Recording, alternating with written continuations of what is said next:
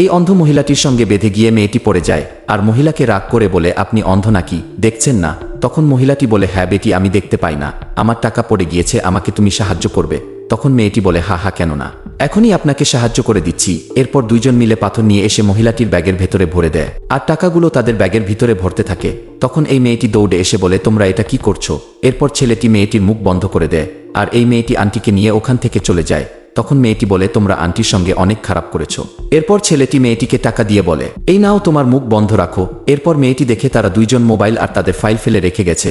তারপর মেয়েটি দৌড়ে আন্টির কাছে চলে আসে আর বলে, তারা দুজন আপনার টাকা চুরি করে নিয়েছে আর আপনার ব্যাগের ভিতর পাথর ভরে দিয়েছে, বলে আপনি চিন্তা করবেন না, এই ফাইলের ভিতর তাদের ঠিকানা আছে, চলুন আমরা পুলিশকে ফোন করে কমপ্লেন করি। লাস্টে আন্টি যা বলল তা দেখার আগে ভিডিওটি লাইক করে দাও, চ্যানেলটি সাবস্ক্রাইব করে দাও। লাস্টে আন্টি বলে, এই দুজন আমার কোম্পানিতে ইন্টারভিউ দিতে যাচ্ছিল, কিন্তু তারা জানে না এটাই তাদের ইন্টারভিউ ছিল, তারা ইন্টারভিউ ফেল করেছে আর এই মেয়েটিকে চাকরিতে রেখে দেয়।